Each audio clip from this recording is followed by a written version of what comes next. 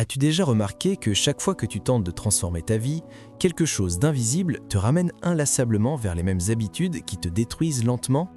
Tu démarres rempli d'énergie, avec une détermination presque brûlante, persuadé que cette fois-ci sera la bonne. Mais soudainement, sans même t'en rendre compte, tu te retrouves exactement là où tout a commencé, comme si une main invisible t'avait ramené en arrière. Et le pire, c'est que ce scénario se répète, encore et encore, jusqu'à devenir un cycle qui semble t'enfermer dans une boucle interminable, sabordant tes progrès les plus sincères. Ce que la plupart des gens ignorent, c'est que cette résistance silencieuse ne vient ni d'un manque de discipline, ni d'une faiblesse de volonté. Elle naît d'une zone obscure de ton esprit, une force cachée tapie dans l'ombre. Carl Jung a étudié ce phénomène en profondeur et a prévenu. Jusqu'à ce que tu rendes l'inconscient conscient, il dirigera ta vie et tu l'appelleras destin. Tant que tu n'éclaires pas cette part enfouie, le changement véritable reste une illusion. Mais la bonne nouvelle, c'est qu'il existe une solution. Il est possible de reconnaître, comprendre et apprivoiser cette force invisible qui ruine ta discipline, mine ta productivité et étouffe tes relations. Si tu as déjà eu cette impression que, peu importe ta détermination, quelque chose te ramène toujours aux anciennes habitudes, alors tu sais à quel point cette expérience est déstabilisante. Pour beaucoup, ce n'est pas seulement frustrant, c'est profondément décourageant. Elles veulent changer, elles essaient de toute leur force, mais une résistance silencieuse se lève en elles. Le cycle de l'autosabotage suit presque toujours le même schéma. Il commence par une insatisfaction, ton corps ne te plaît plus, ta productivité stagne, tes relations s'essoufflent, ou peut-être que ta vie semble figée dans une répétition lassante. Cette insatisfaction devient une étincelle, une envie brûlante de changement, et avec elle naît un élan de motivation. C'est à ce moment-là que tout semble possible. Tu fais des plans, tu fixes des objectifs, tu t'engages dans de nouvelles habitudes. Les premiers jours ou semaines sont prometteurs, ta discipline est forte, ton énergie est haute, et tu as enfin cette impression d'avoir repris le contrôle. Mais ensuite, imperceptiblement, la flamme commence à vaciller. Ce qui était exaltant devient contraignant. La routine devient lourde. Tu sautes une séance, tu procrastines sur une tâche importante, tu retombes dans les comportements que tu pensais avoir laissés derrière toi. Et ton esprit, malin, trouve toujours une excuse logique. Aujourd'hui a été une journée difficile, juste cette fois. Mais cette fois devient une habitude, et avant même que tu aies le temps de comprendre, te voilà revenu au point de départ. Le pire n'est pas seulement cette rechute, c'est la charge émotionnelle qui l'accompagne. La frustration, la culpabilité, puis ce sentiment de découragement qui s'infiltre comme une ombre et t'amène à croire que peut-être tu es incapable de changer. Je sais ce que c'est que de mener cette bataille silencieuse. Pendant des années, j'étais prisonnier d'un cycle d'efforts avortés, oscillant entre ambition et effondrement. J'avais des rêves précis, être plus discipliné, plus concentré, construire une vie à mon image. Et à chaque fois, l'histoire se répétait. Je me regardais dans le miroir en me disant « ça suffit, à partir d'aujourd'hui, tout change ». Je me levais tôt, je planifiais mes journées, je bannissais les distractions, et pendant quelques semaines, j'avais l'impression d'être maître de mon destin. Puis, sans même raison apparente, le rythme s'effritait. Une nuit plus courte, une tâche repoussée, les réseaux sociaux reprenant doucement leur emprise, l'entraînement qui attendra demain. Et quand je me réalisais que j'étais revenu au même point, cette frustration me broyait de l'intérieur. Je me demandais « pourquoi suis-je ainsi ? Pourquoi, alors que je sais ce que je dois faire, je n'arrive pas à m'y tenir ?» Pendant que je m'essoufflais, je voyais d'autres personnes avancer, bâtir, réussir avec une volonté d'acier qui semblait inébranlable, et moi, je répétais les mêmes erreurs encore et encore jusqu'à douter de ma propre valeur. J'ai commencé à croire que je n'étais tout simplement pas une personne disciplinée. Mais c'est précisément à ce moment charnière que j'ai découvert l'œuvre de Carl Jung. S'il était impossible de changer uniquement par la force de volonté, c'est qu'une partie de moi œuvrait contre moi-même. En explorant sa pensée, j'ai compris qu'en chacun de nous existe une zone invisible, un ensemble d'émotions refoulées, de croyances enfouies et d'impulsions anciennes qui influencent nos choix sans que nous en soyons conscients. Le problème n'avait jamais été un manque de motivation. Le véritable obstacle était intérieur, enraciné dans ces schémas inconscients qui dictaient mes comportements dans l'ombre. « Ce qu'à tu résistes persiste », écrivait Jung. Mon cerveau résistait au changement, non pas parce que j'étais faible, mais parce qu'il cherchait à me maintenir dans ce qu'il connaît, même si ce connu me détruisait lentement. Ce mécanisme n'était pas un défaut personnel, c'était une programmation psychique. Et si je voulais vraiment évoluer, il ne suffisait plus de me battre contre moi-même, je devais apprendre à comprendre cette ombre, à la regarder en face. À partir de ce moment, tout a basculé. J'ai cessé de me définir par mes rechutes, et j'ai commencé à observer les forces invisibles qui me retenaient. Ce que j'appelais paresse, procrastination ou manque de motivation n'était pas de la faiblesse. C'étaient les symptômes d'une ombre profonde. Jung l'appelait l'ombre, cette partie cachée de notre psyché où résident nos peurs, nos blessures, nos insécurités et nos croyances limitantes. Lorsque j'ai osé explorer cette zone, j'ai découvert que mon auto-sabotage avait une logique, une structure, une fonction. Il cherchait à me protéger de l'inconnu, même si ce confort me maintenait enchaîné. Mais attention, surmonter l'auto-sabotage ne veut pas dire éliminer cette résistance. Cela veut dire l'apprendre à la reconnaître, à la comprendre et à la dompter. C'est en regardant ton ombre que tu retrouves ton pouvoir. Dès l'enfance, on nous apprend ce qui est acceptable et ce qui ne l'est pas. Lorsqu'un enfant exprime trop de colère, trop de spontanéité ou trop d'émotion, on le réprime, on lui apprend à enfouir ces parties de lui. Elles ne disparaissent pas, elles se cachent dans l'inconscient, prêtes à réapparaître chaque fois que le changement menace l'équilibre établi. C'est cette partie invisible, cette ombre, qui tire les ficelles de ton autosabotage. Elle n'est pas ton ennemi, elle est une partie de toi qui cherche à te garder dans le connu. Et c'est seulement en la regardant droit dans les yeux que tu peux enfin briser ce cycle. Si ce que vous entendez résonne en vous et que vous sentez que cela vous aide à avancer, pensez à vous abonner dès maintenant. Cela vous permettra de ne rien manquer des prochains épisodes où nous irons encore plus loin ensemble. L'ombre n'est pas seulement une réserve de tout ce que nous rejetons en nous, elle n'est pas qu'un espace où s'entassent les parties les plus indésirables de notre être. Au contraire, elle contient aussi des qualités précieuses, des forces puissantes que nous avons au fil des années refoulées dans l'obscurité simplement parce qu'on nous a appris qu'elles n'étaient pas acceptables. Et puisque ces forces ont été reléguées dans les profondeurs de notre inconscient, elles trouvent des chemins détournés pour s'exprimer, des voies silencieuses mais redoutables. L'une des plus insidieuses d'entre elles, c'est l'auto-sabotage. Chaque fois que nous essayons de changer, de nous élever au-delà des limites que nous connaissons, nous entrons au conflit avec notre ombre, cette partie invisible mais puissante qui contient nos peurs, nos insécurités et toutes les croyances que nous avons absorbées au fil de notre vie. Imagine une personne à qui l'on a répété dès l'enfance qu'elle n'était pas assez bien. Même adulte, même compétente, même prête à avancer, cette croyance profondément enracinée continue d'agir dans l'ombre, comme une main invisible qui tire sur une corde attachée à ses chevilles. Si quelqu'un a grandi dans l'idée que l'ambition est un défaut, cette part enfouie bloquera toute tentative de réussite, comme une barrière invisible dressée devant chaque nouvelle opportunité. Et la manière dont cette résistance agit est presque imperceptible. Au début, tout semble simple. Le changement s'amorce avec enthousiasme, la motivation est forte, l'énergie déborde, la conviction que cette fois-ci sera différente paraît inébranlable. Puis, lentement, presque silencieusement, quelque chose s'invite. La fatigue s'installe, le découragement se glisse comme une brume, les distractions se multiplient. Le temps semble se contracter et cette énergie brûlante du départ se dissout dans des justifications légères, presque logiques. Ce n'est pas grave si je reporte, juste aujourd'hui. L'ombre n'agit jamais frontalement. Elle se faufile dans les coulisses, influençant subtilement nos pensées et nos émotions, jusqu'à ce que, sans même s'en rendre compte, une personne se retrouve piégée dans les mêmes cycles répétitifs. Elle peut passer des années à se demander pourquoi elle n'arrive pas à tenir une habitude ou à réaliser ses projets, sans soupçonner qu'en profondeur, une part d'elle résiste activement au changement. Cette résistance prend de multiples formes. Parfois, elle se déguise en procrastination, ce réflexe de tout remettre à plus tard sans raison valable. Parfois, elle prend la forme d'une autocritique féroce, cette voix intérieure qui murmure « À quoi bon, tu n'y arriveras pas ?» Parfois encore, elle se manifeste à travers des schémas de vie récurrents. Retomber dans des relations toxiques, abandonner des projets au moment où ils deviennent exigeants ou s'enfermer dans une routine étouffante. Le conscient veut avancer, mais l'ombre, elle, tire en arrière, car elle est liée à ce que nous connaissons, à cette zone de confort qui, même insatisfaisante, semble plus sûre que l'inconnu. Pour l'inconscient, le changement est perçu comme une menace, et face à cette menace, l'ombre se met en action, non pas pour nous détruire, mais pour nous protéger d'un danger perçu, même s'il est imaginaire. Plus une personne ignore son ombre, plus cette dernière prend le contrôle, comme un programme secret tournant en arrière-plan, influençant les décisions, sabotant les élans, façonnant les destins sans que l'on en ait conscience. L'auto-sabotage n'est donc pas une question de paresse ou de manque de volonté, c'est le signe d'un combat intérieur entre le désir conscient d'évoluer et les forces inconscientes qui veulent tout maintenir en l'état. La solution n'est pas de lutter contre l'ombre, car tout ce que nous combattons dans l'inconscient gagne en puissance. Jung écrivait « Ce à quoi tu résistes persiste ». Le véritable chemin consiste à reconnaître cette part cachée et à l'éclairer par la conscience.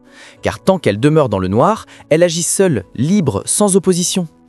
La première étape consiste à la reconnaître, mais cette étape est délicate. Cette part refoulée de notre psyché ne se montre jamais directement. Elle se dissimule derrière des répétitions absurdes, des comportements qu'on ne comprend pas.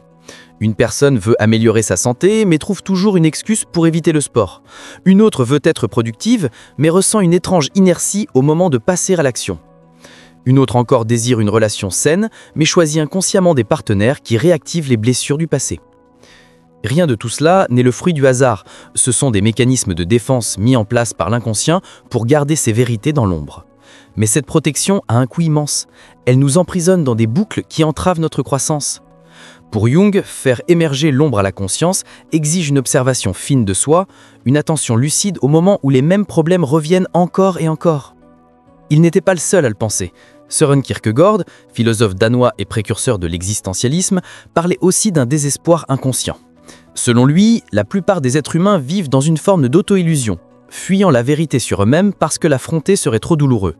La véritable liberté commence, disait-il, au moment où nous prenons conscience de ce qui nous emprisonne. Et c'est là le cœur du processus. Voir son ombre demande un courage immense.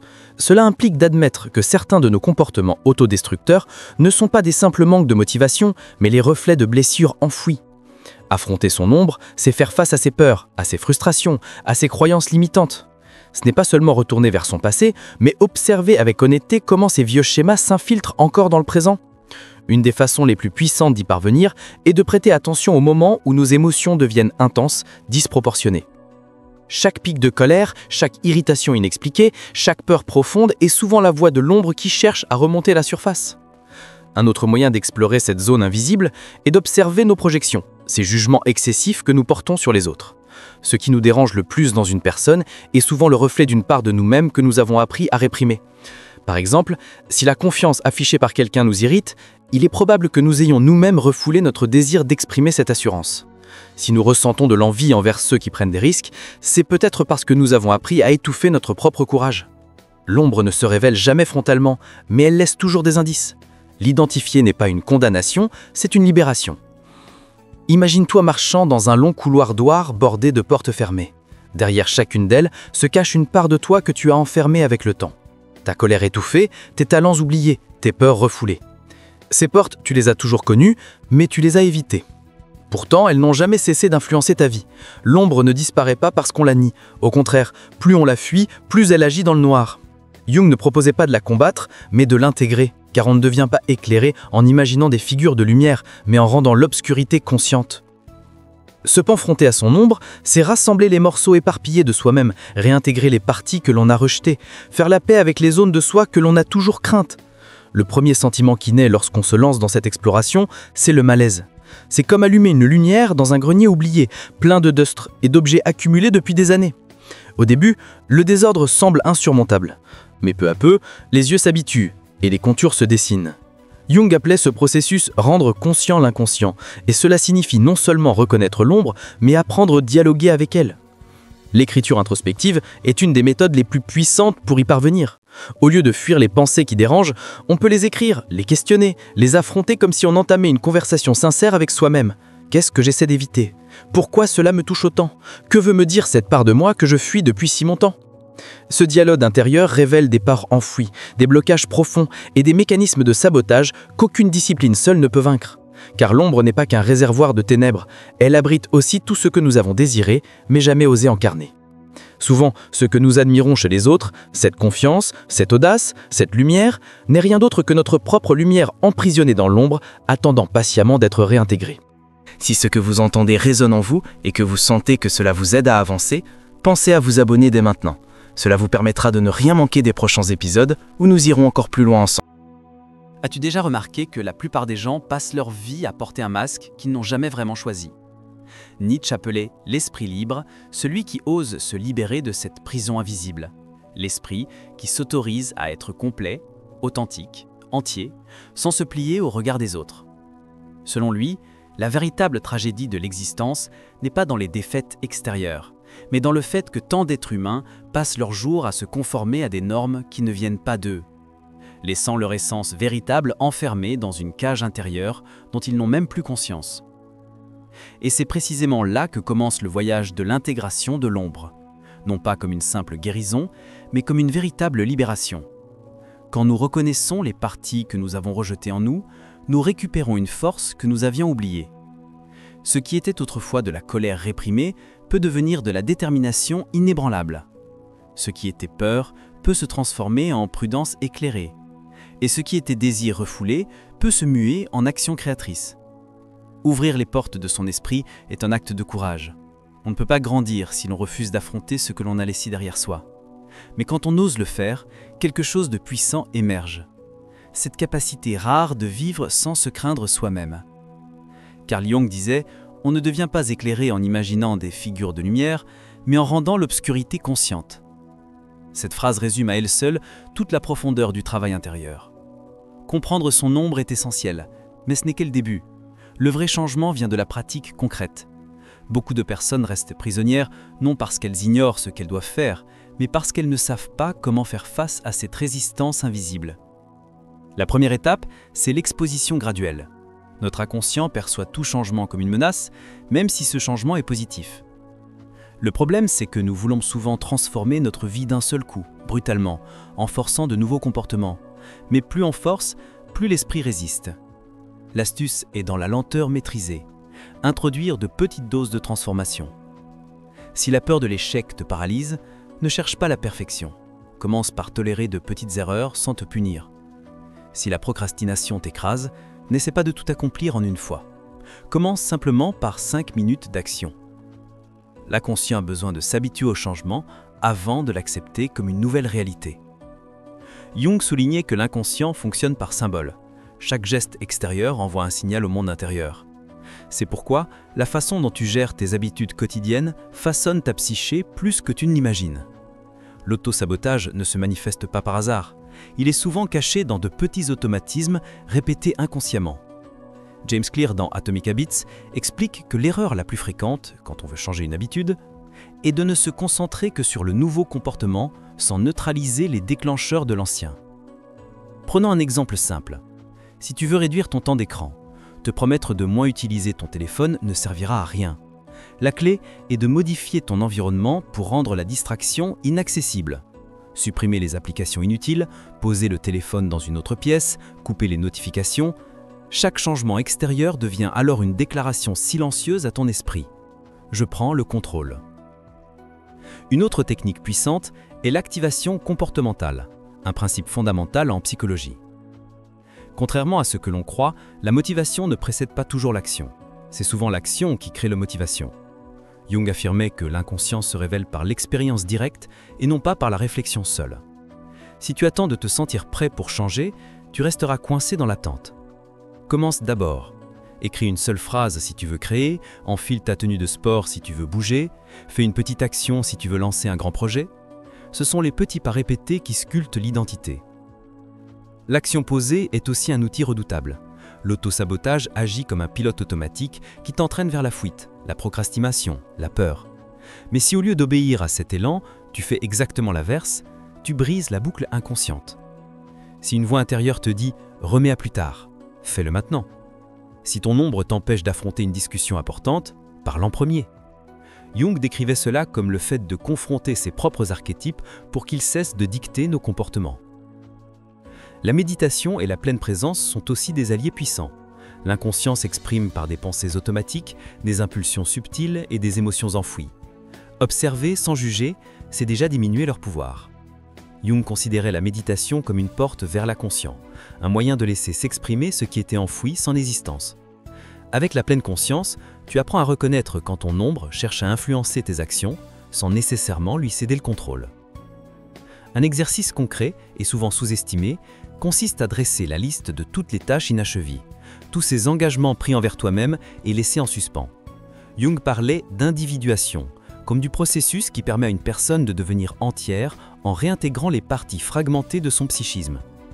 Or, chaque promesse non tenue est une petite fissure dans ton identité. Fermer ces boucles, une à une, c'est symboliquement recoller les morceaux de soi. Mais il faut aussi être honnête, certaines ombres sont trop profondes pour être affrontées seules. Jung a consacré toute sa vie à étudier la psyché humaine et savait que certains schémas sont enracinés dans des blessures anciennes. Dans ces cas-là, un thérapeute, un psychanalyste ou un guide compétent peut accélérer la traversée de ce labyrinthe intérieur. L'auto-exploration est un voyage exigeant et une main tenue peut transformer un combat en libération. L'intégration de l'ombre n'est pas seulement une manière de vaincre l'auto-sabotage, c'est une véritable renaissance. Quand tu apprends à reconnaître tes résistances et à les traverser avec les bonnes stratégies, tu n'es plus prisonnier de ton inconscient, tu deviens l'auteur de ta propre histoire. La transformation n'est pas un événement soudain, c'est un processus patient, une construction quotidienne. Beaucoup croient qu'une seule prise de conscience changera tout, mais la vérité c'est que la véritable métamorphose est une accumulation d'actes cohérents répétés dans le temps. La clé, c'est la cohérence interne, devenir la personne que tu dis vouloir être, au lieu de seulement l'espérer. Si tu veux être discipliné, cesse de t'identifier à celui qui procrastine. Si tu veux réussir, arrête d'associer le succès à la culpabilité ou à la peur. L'esprit ne peut accepter un changement que s'il s'ancre dans une nouvelle identité. Aristote disait « Nous sommes ce que nous faisons de façon répétée. L'excellence n'est donc pas un acte, mais une habitude. » La transformation authentique ne se joue pas dans les moments spectaculaires, mais dans les détails silencieux du quotidien, dans ces petits choix minuscules où tu décides d'agir différemment même quand l'ancien toi t'appelle à revenir en arrière. Chaque petit pas devient un vote pour la personne que tu es en train de devenir. Mais rappelle-toi, le changement réel demande du temps, de la patience et de la compassion envers toi-même. Beaucoup abandonnent parce qu'ils s'attendent à des résultats immédiats, mais l'intégration de l'ombre est une danse lente, avec des avancées et des rechutes. L'échec n'est pas une fin, il fait partie du processus. Ce qui distingue ceux qui se transforment vraiment n'est pas l'absence d'erreurs, mais leur capacité à avancer malgré elles. Apprendre à se connaître n'est pas un luxe, c'est une nécessité pour vivre librement. La véritable transformation n'exige pas d'éliminer nos défauts, mais de les intégrer, de les comprendre et de les transformer en force. Jung disait « Tout ce que nous ne rendons pas conscient revient sous forme de destin. Tant que tu fouilles ton ombre, elle te gouverne, mais le jour où tu l'affrontes, tu reprends le pouvoir. » Si tu es encore là, c'est que tu as déjà franchi une étape cruciale, celle de regarder en toi. Identifier tes schémas, reconnaître tes résistances et appliquer des stratégies concrètes peut transformer ta manière d'affronter les défis et les changements. Ce n'est pas seulement une question de discipline ou de productivité, c'est une libération intérieure profonde. Mais la clé, c'est l'action. Aucune technique ne fonctionne si elle n'est pas mise en pratique. Choisis aujourd'hui un des exercices que nous avons évoqués et applique-le. Même une petite action compte. C'est ainsi que les grandes transformations commencent. Pas dans le bruit, mais dans le silence d'une décision intime. Et maintenant, demande-toi, es-tu prêt à affronter ton ombre? Si ta réponse est oui, alors ton chemin vient de commencer.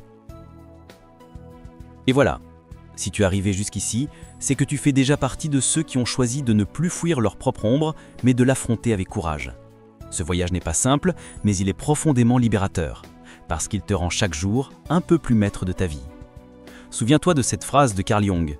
Ce à quoi tu résistes persiste, mais ce que tu acceptes te transforme.